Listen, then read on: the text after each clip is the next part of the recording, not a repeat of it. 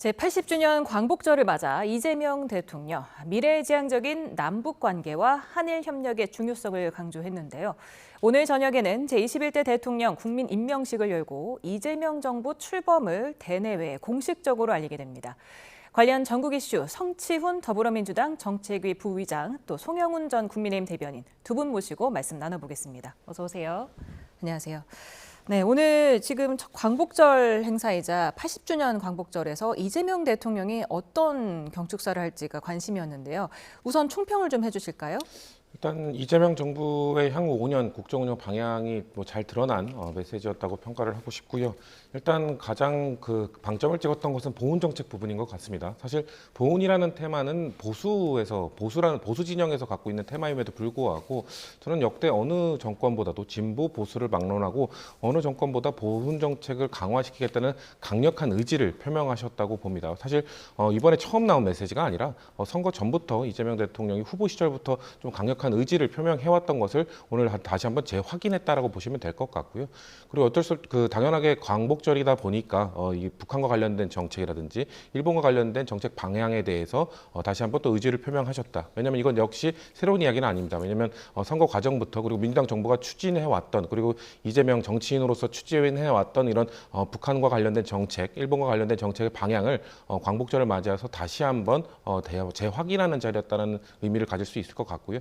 저는 개인적으로는 또 지금까지 국가 원수들이 이것도 역시 진보 보수 진영을 막론하고 말씀드리는 겁니다. 항상 광복절에서 이런 메시지들이 나왔어야 되는데 지난 윤석열 정부에서는 광복절 메시지마다 반국가 세력, 가짜 뉴스와의 근절 이런 메시지가 나왔었거든요. 그래서 뭔가 대외적 메시지보다 너무 좀 동떨어진 대내적 메시지에 집중하는 것이 아니냐라는 비판이 많았었는데 이번 이재명 대통령의 광복절 이런 담화로 인해서 저는 다시 정상적인 메시지로 복원했다라는 의미도 있다고 생각합니다. 네, 지금 말씀하신 대로 보훈 정책 강화 내용도 있었고 한일 관계, 남북 관계, 국내 정치 다 다양하게 다뤘는데 어떤 점이 가장 눈에 띄었습니까?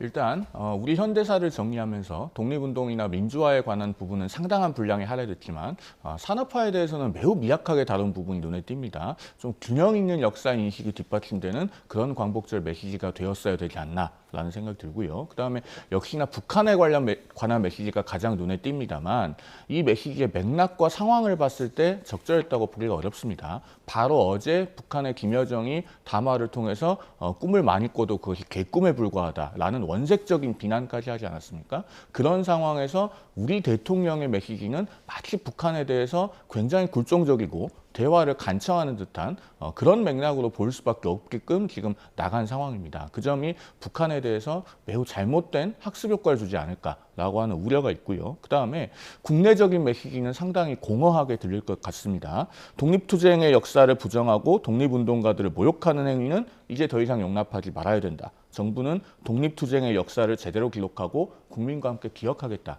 대통령께서 이렇게 말씀을 하셨는데 바로 며칠 전에 뭘 했습니까? 광복 80주년을 맞아서 일본군 위안부 피해자 할머니들을 이용해서 사익을 채운 윤미향 전 의원을 사면해 주지 않았습니까? 그런 상황에서 이런 말들이 과연 국민들께 어떤 공감을 얻을 수 있겠는가? 대단히 공허하게 들릴 것이다 라는 생각이 듭니다. 네, 지금 사적 이익을 추구하는 세력이 분단을 빌미 삼아 끝없이 국민을 편가르며 국론을 분열시켰다. 이 사적 이익을 추구하는 세력은 누구를 말하는 걸까요? 아무래도 보수 진영에서 이 내란을 아직도 옹호하고 비상계엄을 옹호하고 있는 그쪽 세력이 아닐까라는 말씀을 드리고 싶습니다. 아무래도 이 분단을 빌미로 국론을 분열시킨다. 사실 이 색깔론이라고 할 수 있는데 분단되어 있는 이 한반도의 현실을 이용해서 뭔가 정치적으로 이용하는 사례가 많았잖아요. 그리고 지금 내란과 관련돼서 재판 중입니다만 그 내부의 외환죄나 이런 부분을 들여다봤을 때 뭔가 북한을 이용해서 국내 정치적 상황을 타파하려고자 하는 그런 윤석열 전 대통령의 뭔가 의도가 있었던 것 아니냐라는 지금 의혹을 사고 있는 상황이기 때문에 역시 제가 말씀드린 것처럼 여전히 지금 재판이 진행 중입니다만 대통령께서는 그런 부분들을 지적한 것 같습니다. 보수 진영이 전부 다 그랬던 건 아닙니다. 역대 보수 정부 중에서도 유별나게 윤석열 전 대통령은 뭔가 이 남북 관계, 이 한반도의 이 지정학적 상황을 이용해서 악용해서 뭔가 이 민주당 쪽을 진보 진영을 공격하고 비상계엄에까지 이르는 최초의 사례까지 이어진 걸로 봤을 때 아무래도 저는 이건 윤석열 전 대통령을 비롯한 윤석열 전 대통령을 아직도 비호하고 있는 세력에 대한 비판적 메시지라고 받아들였습니다. 네.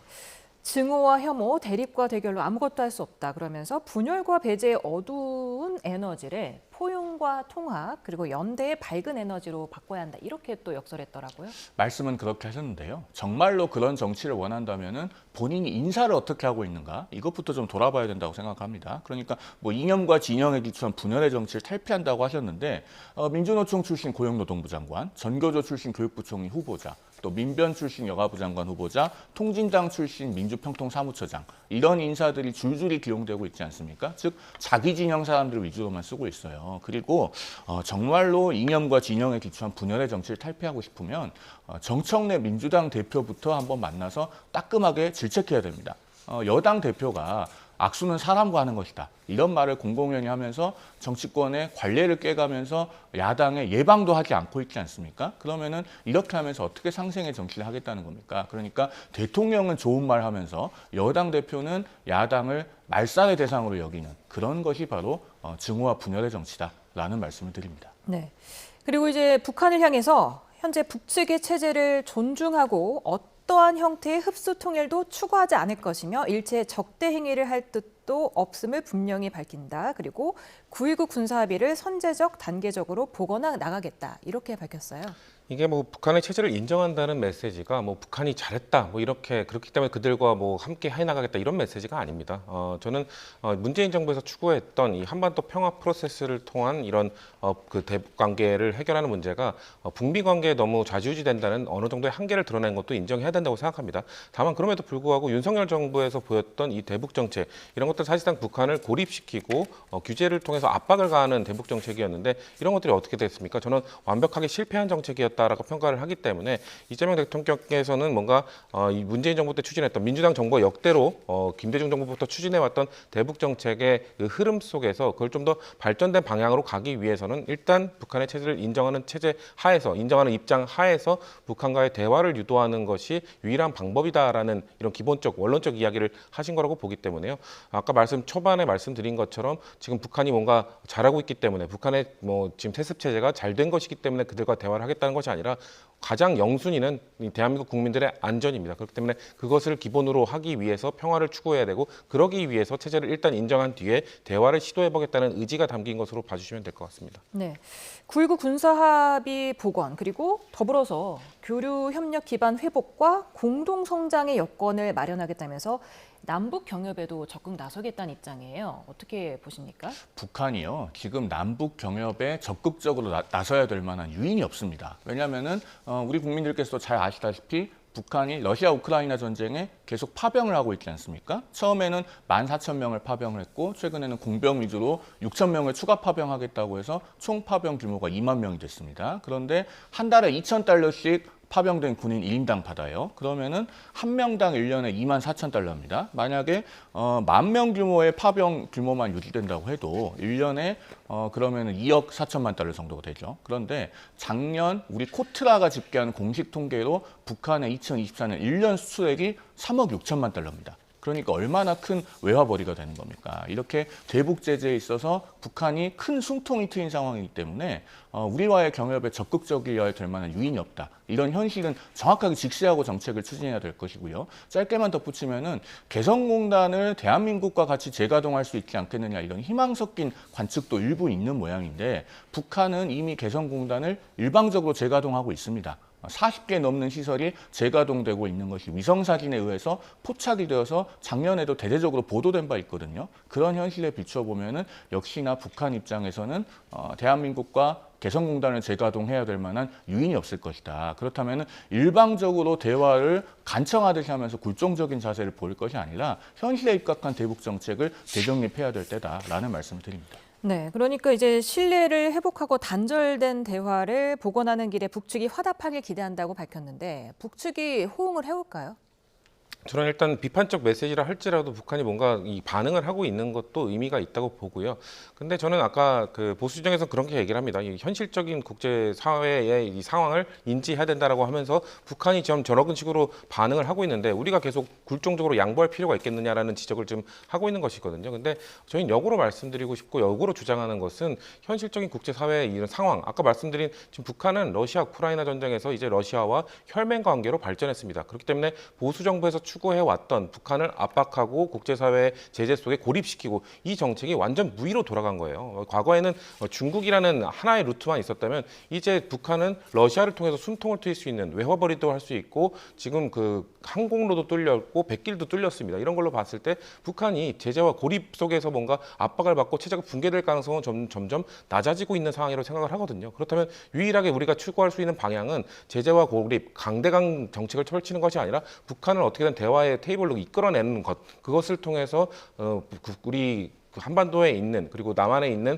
이 국민들의 안전을 보호하는 것, 이것이 전 유일한 방향이라고 보기 때문에 그런 차원에서 계속해서 뭔가 북한이 저런 적대적 메시지를 낸다 하더라도 지난 3년 동안 워낙 강대강으로 그 단절되어 있던 그 남북 관계가 한순간에 이렇게 복원되기는 어렵지 않겠습니까? 그렇기 때문에 복원되는 과정에 있다라는 말씀을 드리고 싶습니다. 네, 이 북한에 대한 러브콜에 이어서 또 일본에 대해서도 국익 중심 실용 외교 원칙으로 미래지향적인 상생 협력의 길을 모색하겠다 이렇게 밝혔는데요. 조금 전에 저희가 속보로 전해드렸었는데 일본 총리가 패전일 추도사에서 13년 만에 반성을 언급하기도 했습니다. 좀 화답했다고 볼 수 있을까요? 일단 언급한 것 자체는 평가할 만한 일이라고 생각을 하고요. 그리고 이시바 총리 입장에서는 지금 일본 국내 정치적인 상황이 본인에게 좋지 않지 않습니까? 최근에 참의원 선거도 대단히 만족스럽지 못했고 그렇기 때문에 한일 관계가 잘 되는 것을 국내 정치적 돌파구로 기대할 수도 있다고 생각합니다. 그런 점에서 이재명 대통령이 어떤 그 전통적인 문법에 얽매이지 않고 즉 미국과의 정상회담을 가장 먼저 해야 된다는 그 순서에 구애받지 않고 미국 가는 길에 일본을 들러서 정상회담 하겠다고 한 것, 그 자체는 평가합니다. 다만 그것이 이례적인 것이 아니고 결국에는 한미일 협력, 한미일 안보 협력이라고 하는 틀에서 구체적으로 그리고 지속적으로 뒷받침이 돼야 됩니다. 그런 것이 아니고 이례적인 이벤트에만 그치면은 한일 관계 개선도 기대할 수 없고 그다음에 북한을 변화시키기 위한 한미일의 삼각 공조도 기대하기 어렵습니다. 즉 이번 한 번의 정상회담 결과로 평가할 것이 아니라 앞으로 수년에 걸쳐서 이재명 정부의 대미 정책, 대일 정책이 어떻게 되느냐를 보고 평가할 문제다. 이런 말씀을 드리겠습니다. 네, 한미 정상회담에 앞서서 한일 정상회담이 먼저 열린 것도 처음이라면서요. 그렇죠. 그렇기 때문에 매우 의미가 있는 것이고요. 저는 사실 그러면서 오늘 메시지에 셔틀 외교를 통해서 자주 만나고 솔직히 대화를 계속 나누겠다라는 그 의지를 또 표명하신 것도 매우 의미가 있다고 보거든요. 왜냐하면 우리 지금 국민들에게 셔틀 외교라는 단어는 사실 윤석열 대통령이 추구했던 방식이고 그것을 다시 답습한다라는 비판도 있을 수 있기 때문에 그 단어를 그대로 사용한다는 건 참 위험 부담이 있음에도 불구하고 이재명 대통령이 추구하는 실용주의 외교, 일본과의 관계에서 우리는 윤석열 정부와는 다르다. 왜냐하면 윤석열 정부는 과거는 덮자라는 취지였다면 우리는 과거를 덮지 않겠다. 대신 과거를 덮지 않고 과거에 대해서 계속 이야기하면서도 셔틀 외교를 통해서 계속과 현재와 미래 이 세 마리 토끼를 한꺼번에 잡는 그런 모습을 추구해 보겠다는 의지를 표명하신 거기 때문에 앵커께서 말씀하신 이 한일 정상회담을 먼저 치르는 것 역시 나는 과거를 계속 물어보면서도 뭔가 미래지향적인 한일 관계를 발전시켜 가겠다는 의지를 표명하신 걸로 저는 보고 있습니다. 네. 그런가 하면 오늘 저녁 8시에는 이재명 대통령의 국민 임명식이 열립니다. 새로운 형식이라고 볼 수 있을 텐데 지금 보수 야당에 이어서 전직 보수 진영 대통령들이 불참을 알리면서 반쪽 행사가 되는 거 아니냐 이런 우려가 있습니다.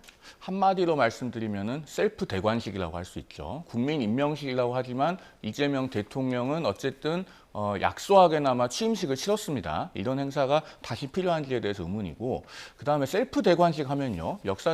역사적으로 나폴레옹 대관식이 그 원조라고 할 수 있습니다. 1804년에 있었는데 그 전까지 서유럽의 황제들은 전부 다 교황이 씌워주는 왕관을 쓰면서 대관식을 치렀습니다. 그런데 나폴레옹의 대관식은 그 다비드가 그린 유명한 그림에 보면은 나폴레옹은 이미 황제의 관을 쓰고 있고 그 황비인 조세핀에게 황비의 관을 씌워주기 위해서 들고 있는 장면이 그 그림 아니겠습니까? 그러면은 나폴레옹은 그 황제의 관을 어떻게 썼는가? 교황이 들고 있던 관을 본인이 받아서 스스로 썼습니다. 그게 왜 역사적으로 중요하냐면요. 프랑스는 원래 가톨릭 국가입니다. 그런데 프랑스 대혁명 이후에 가톨릭의 재산을 전부 몰수했습니다. 그리고서 나중에 나폴레옹이 황제에 즉위하면서 당시 교황이었던 비호 7세를 대관식에 초청을 해요. 그래서 교황으로서는 그러면 대관식에 가면은 내가 황제의 관을 씌워줄 수 있을 것이다 라고 생각을 하면서 그 당시 사회적 맥락에서 일종의 사회 통합이 되지 않을까 기대를 했던 겁니다. 그런데 그런 기대는 전혀 현실이 되지 못했죠. 지금 8.15 국민 임명식의 장면과 묘하게 겹쳐지는 모습입니다. 즉 야당과 그리고 보수 진영의 전직 대통령들을 초청한다고 하지만 실제로는 그 국민 임명식에서 임명장을 준다는 국민들은 전부 이재명 정부가 선정한 사람들이고, 사실 이재명 정권의 기획에 의해서 일종의 그 취임 축하 이벤트를 하는 그런 성격의 자리에 불과한 것이에요. 그래서 진정한 국민 통합의 자리가 될 수 없기 때문에 야당에서는 셀프 대관식이라고 비판을 하는 겁니다. 네. 그런가 하면은 이제 친명이라고 할 수 있는 민주당 김영진 의원이 정청래 대표가 취임 이후에 예방할 때 이제 국민의힘과 개혁신당을 만나지 않은 것도 어느 정도 작용을 했다. 정치는 주고받는 것이다. 이렇게 비판을 했는데 어떻게 보십니까? 전 뭐 적절한 지적이라고 생각합니다. 아쉬운 부분이죠. 왜냐하면 정청래 대표가 지금 국민의힘이 전당대회 중이잖아요. 전당대회 중인 국민의힘의 유력 후보들이 아직도 비상계엄을 옹호하는 사람들이 있기 때문에 그런 경고성 메시지에서 국민의힘에게 계속 뭔가 압박을 가하는 건 의미가 있다고 생각합니다만, 지금 아직 그 국민의힘 전당대회를 치르고 있고 원내대표와 비대위 체제를 지금 그 운영하고 있는 상황이라면 저는 그래도 예방을 해서 기존에 지켜왔던 관례들을 이어가는 것이 좀 필요했다고 보기 때문에 어떻게 보면 불참할 수 있는 명분을 준 거라고 생각하거든요. 그래서 김영진 의원은 그런 거를 지적한 겁니다. 이재명 대통령이 저는 뭐 대관식이다라는 야당의 비판이 있습니다만은 국민 임명식이라는 이 워딩 자체가 지금까지 취임식을 해왔던 것과 달리 임명식이라는 이 국민 주권주의라는 이재명 대통령의 이 국정 철학을 그대로 반영한, 이제 그 우리나라의 대한민국의 주인은 국민이고 국민이 대통령을 임명하는 것이다라는 이런 취지를 살리는 행사를 하는 거에 있어서 야당이 불참하는 것은 좀 아쉽다. 그렇기 때문에 김영진 의원이 그 아쉬운 부분이 정당 대표가 조금 더 노력했어야 되는 건 아니냐라는 부분을 지적하신 거라고 보고요. 그리고 마지막으로 그 지금 참여하시는 그 국민대표 80인의 면면을 보면 뭐 이세돌 전 바둑기사나 이국종 그리고 박항서 축구 감독 이런 분들이기 때문에 저희 진보 진영의 사람들이 임명한 게 아니에요. 저희에서 그 이재명 정부에서 지명한 사람들이긴 합니다만 국민 전체를 대표할 수 있는 사람들 80명을 뽑은 것이기 때문에 저는 그 80명 중에 이 사람은 너무 그냥 진보 진영에 치우친 사람 아니냐라는 비판이 있다면은 뭐 받아들일 수 있겠는데, 지금 진보 진영끼리 잔치하는 것 아니냐라는 비판은 저는 받아들이기 어렵다는 말씀드리고 싶습니다. 네. 그런가 하면 이재명 대통령의 광복절 특별 사면으로 조국 전 대표가 광복정일 오늘 새벽에 출소했습니다. 석방 뒤의 첫 메시지로 국민의힘 심판 그리고 민주 진보 진영의 단결을 강조했는데요. 한번 들어보겠습니다. 오늘 저의 사면 복권과 석방은 검찰권을 오남용해온 검찰 독재가 종식되는 상징적 장면의 하나로 기록될 것이라고 믿습니다. 이재명 정부는 반드시 성공해야 합니다. 이재명 대통령님도 성공한 대통령이 되셔야 합니다. 미력이 남아 저는 힘을 보태겠습니다. 윤석열을 비호하는 극우 정당 국민의힘은 다시 한번 심판받아야 합니다. 그리고 민주진보 진영은 더욱 단결하고 더욱 연대해야 합니다. 제가 자유를 찾은 지금부터 이 두 가지 과제를 위해서 힘을 쏟겠습니다. 네, 지난해 12월 구속된 지 240여일 만에 수감 생활을 마무리한 건데요. 어떻게 들으셨습니까? 검찰 독재 종식의 상징적 장면이 아니고요. 유권 사면, 무권 만기의 상징적인 장면으로 기억될 겁니다. 제가 우리 YTN에서도 여러 번 말씀드렸습니다만 비슷한 시기에 국민들께 굉장히 큰 충격을 준 사건인 숙명여고 쌍둥이 사건. 그 아버지인 고등학교 교무부장은 징역 3년을 선고받고 만기 출소했고 파면됐습니다. 이분에 대해서 사면해주자는 사람은 아무도 없고 다시 교편을 잡게 해주자고 하면은 공론장에서 거의 동의받지 못할 겁니다. 그런데 정치인이고 힘있고 권세 있는 사람이니까 저렇게 사면받아 나오면서 마치 무슨 개선 장군이 돌아오기라도 한 것처럼 아주 당당하게 본인이 나오는 것이 검찰 독재 종식의 상징적 장면이 될 것이다. 이렇게 선언까지 하고 있지 않습니까? 이재명 정부가 이른바 국민주권 정부를 표방합니다만 이 PBD 같은 것은 꿈도 꿀 수 없는 평범한 국민들은 그 주권을 가진 국민에는 아마도 포함되지 않는 것 같습니다. 네, 지금 민주당 정청래 대표는 환영하고 축하한다. 곧 만나서 많은 대화를 나누자고 했고요. 조국 전 대표는 민주 진보 진영을 더 단결하고 연대하는 데 힘을 쏟겠다고 했는데 뭐 합당 가능성을 언급한 걸까요? 어떻게 보세요? 글쎄요, 저는 합당 가능성이 그렇게 쉽지 않을 거라고 생각합니다. 왜냐하면은 작년 그 재보궐선거 때 이 호남 지역에서 조국혁신당과 민주당 후보가 붙었었고 조국혁신당 후보가 이기는 사례도 있었고요.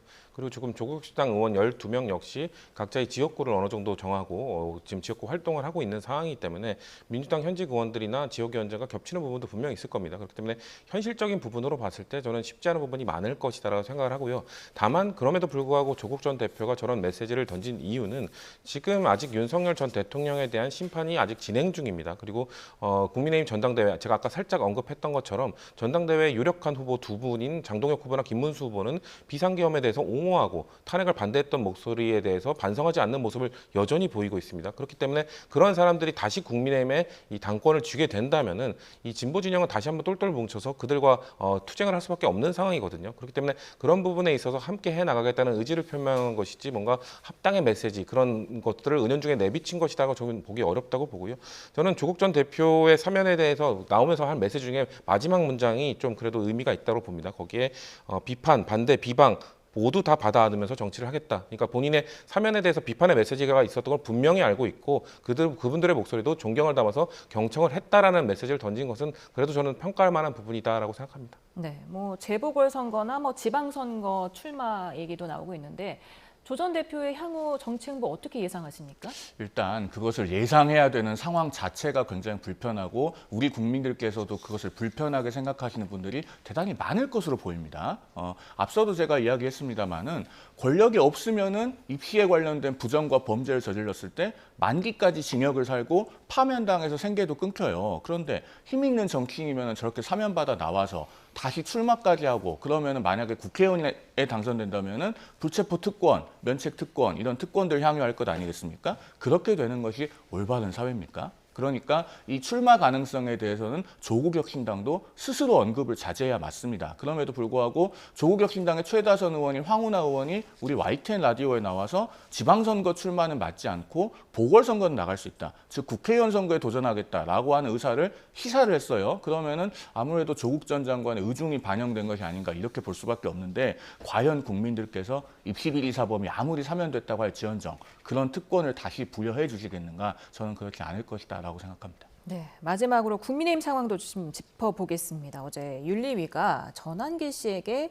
경고라는 경징계를 내렸는데요. 이 부분은 어떻게 보셨어요? 사실 경징계가 나올 거라고 예측들을 했었죠. 왜냐하면 제명이라는 강한 얘기가 초반에 나왔습니다만 처음부터 뭔가 이 정도 메시지를 냈다는 이유만으로 이 정도 행위를 했다는 이유만으로 제명까지 가는 거는 무리수가 있을 것이다. 아마도 전환기 씨에 대해서 전당대회 출입 금지 명령을 내렸는데 그것을 만약에 어길 경우 어기고 어떻게 해서 다시 들어가기 위해 시도를 한다거나 다시 분란을 일으킨다거나 이런 행위를 할 경우에는 당의 처분을 받아들이지 않았기 때문에 그럴 때 이제 중징계로 갈 가능성이 높다라는 평가가 많았고요.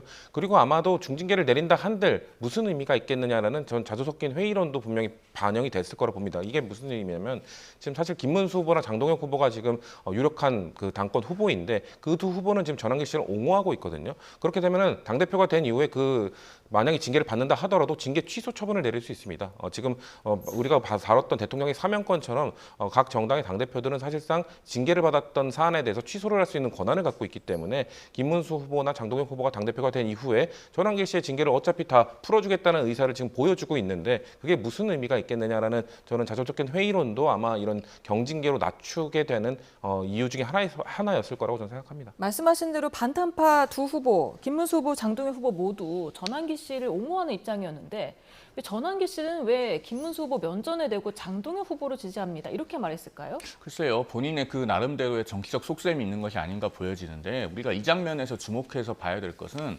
그 당시에 김문수 후보가 국민의힘 당사 1층에서 일종의 연좌 농성을 하고 있었던 상황 아니겠습니까? 지금 김건희 명태균 특검에서 국민의힘 당원 명부에 대한 압수수색을 진행하려고 했었던 상황이기 때문에 당원 명부는 수많은 당원들의 개인정보가 들어있고 그것만큼은 정당이 지켜야 된다라는 차원에서 항의성의 연좌를 했던 것으로 보여요. 그런데 전환길 씨가 굉장히 과격하고 강성의 목소리를 내고 있지만 실상 자기 희생이라고 하는 것은 전혀 하고 있지 않습니다. 말로는 많은 사람들을 극단적인 목소리로 선동하고 있지만은 그 자리에서 단 하룻밤도 새지 않았잖아요. 그러면서 전당대회에서 감나라 배나라 하고 있다. 이것이 사실 극단적인 세력의 민낯을 보여주는 것이 아닌가 보여집니다. 그래서 그 강경한 언어에 현혹되고 계시는 분들께서 전한길 씨의 저런 언동을 보면서 좀 본질을 간파하셔야 되는 것이 아닌가라는 생각도 해봅니다. 네, 오늘 말씀은 여기까지 듣겠습니다. 성치훈 더불어민주당 정책위 부의장, 송영훈 전 국민의힘 대변인이었습니다. 감사합니다.